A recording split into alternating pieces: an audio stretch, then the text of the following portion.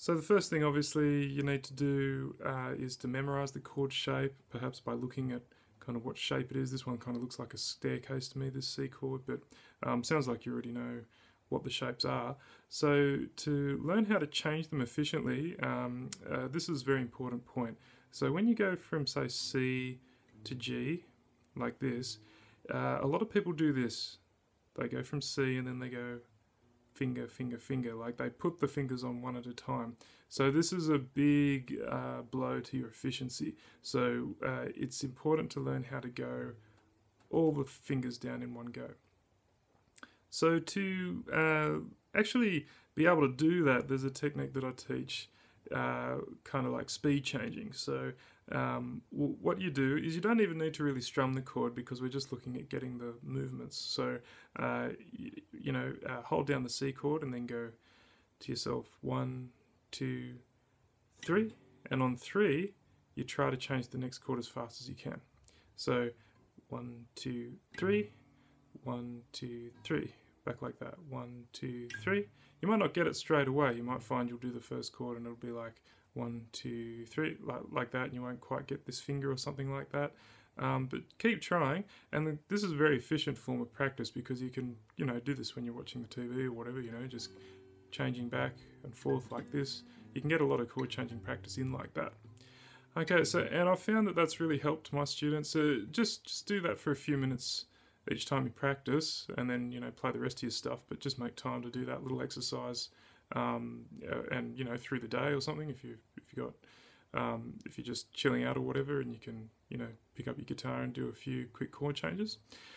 So that's the first technique, is just doing a lot of chord changing repetition back and forth, and you don't even need to strum for that. Now let's say you've done that for a while and it looks like things are moving well like this now. So what you can do is incorporate some strumming. So keep the strumming very basic, and this is another technique that I want to show you now. So I'll do 4 strums of C and then 4 strums of G.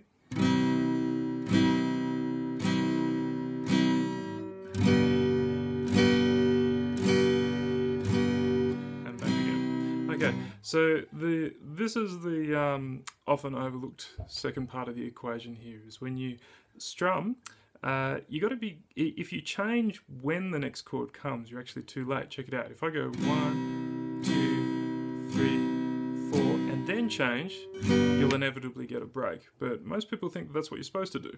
But actually, what you need to do is to do 4 strums, but on the last strum before the next chord you're trying to change, as soon as you've strummed that, you instantly get off and get to the next chord. I'll show you.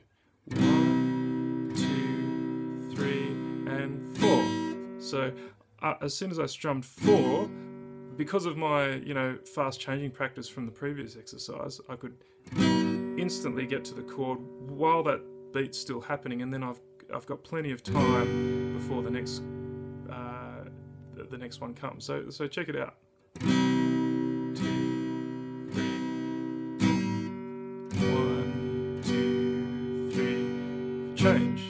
1, 2, 3, change.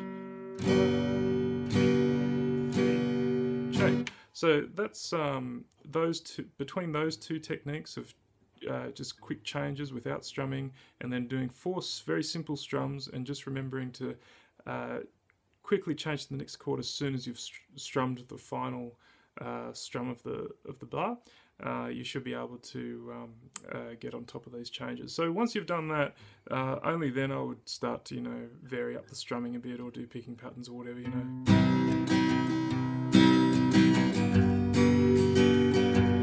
But just on that, like, even though the strumming pattern's a little bit more complicated, you can still change the chord even as you're strumming. That's very characteristic of the style. So it's not like you have to kind of choose this microsecond to change. Like, just sometime after the start of the last beat of the bar, you can change. So watch this. I might get a few open strings in there, but that's what a guitar sounds like, so that's fine.